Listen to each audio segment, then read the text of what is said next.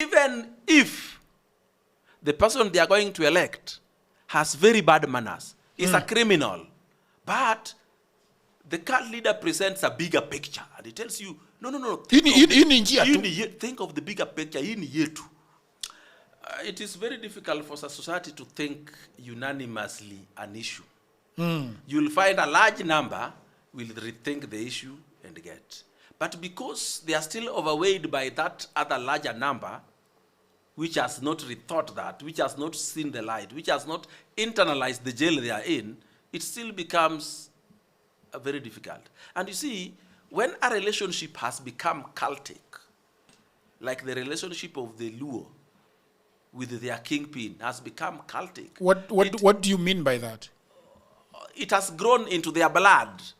Just like FGM has grown in the blood of, say, the Korea community. So even if you talk to them, and they look like you have convinced them, and they look like they have agreed with you, it's a bad practice. The moment you are away and they remain with their conscience alone, it reminds them that, maybe something bad may happen if you don't do it. So sneak our daughter to Tanzania to go and do it and come back. They won't know that we did it. That's what happens. So when you want to build cultism in somebody, a culture into somebody, first of all, you have to create something that he must fear. That if he doesn't do what you want him to do, might harm him. Number two, you must create in him hope that if you do what you want him to do, he stands to gain something. Number three, you must present yourself as the Messiah that is standing between him and that thing he fears. And is also delivering him to the hope. Those are how many things? 3. Like the 3 legs of a stool. If you cut one, it falls. That is how you build a political cult and also a religious cult. And when I say a religious cult, I mean all religions are cults because they are cultures. You get what I mean? So take, for example, Christianity. The Messiah is Jesus. And he has representatives. Just like in politics, we have the chief cult leader and the representatives. Then we have the object of fear that I was telling you, which is Jesus in Satan in Christianity. And you fear that if you don't do things the Christians want you to do, your child may die on the road accident, something fun will happen and you blame it. Then the object of hope. In Christianity is the kingdom of God, where you are going if you succeed in this journey. Similarly, you come to politics.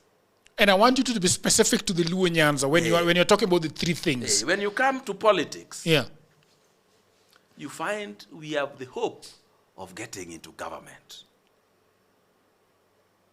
That's the hope. Then we have the fear of our opponents. We have made our opponents an object of fear. In fact, let me tell you something. In 1969, we made Kenyatta an object of fear plus his government.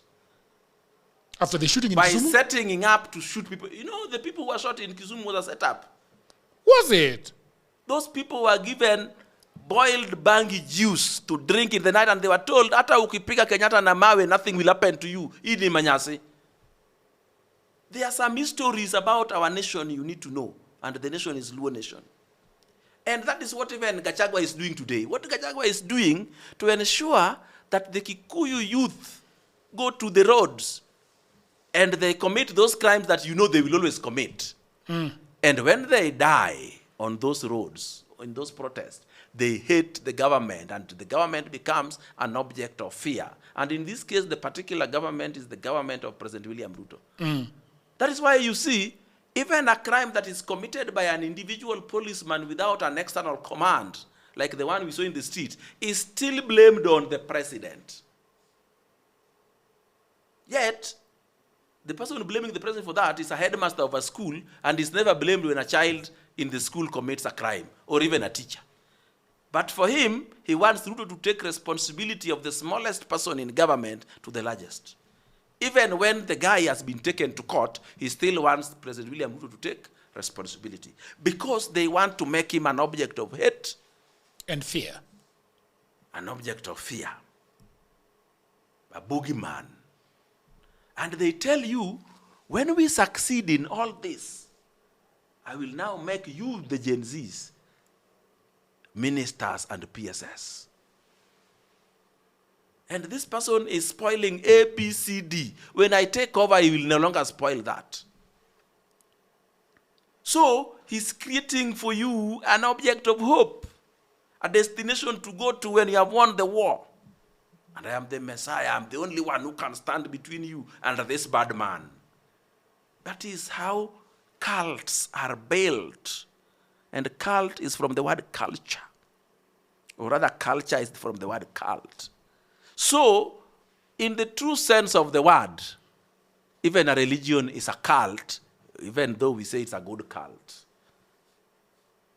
Even this thing of FGM is a cult. Even though it was an accepted cult, it is no longer accepted. And even today, there are miniature cults built into these bigger ones. That means within the religion, we can still have tiny religions which are themselves cults. Yes. So, my brother, these tribal kingpins, once they have built cults, they have created fear in people.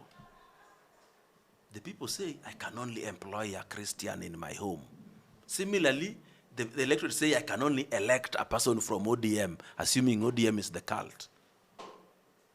Even if the person they are going to elect has very bad manners, is a criminal, but the cult leader presents a bigger picture, and he tells you, no. Think of the bigger picture.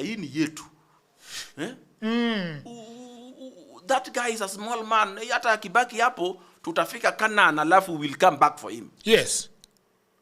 When we are in Canaan, we'll throw to him some food. He won't die in the wilderness.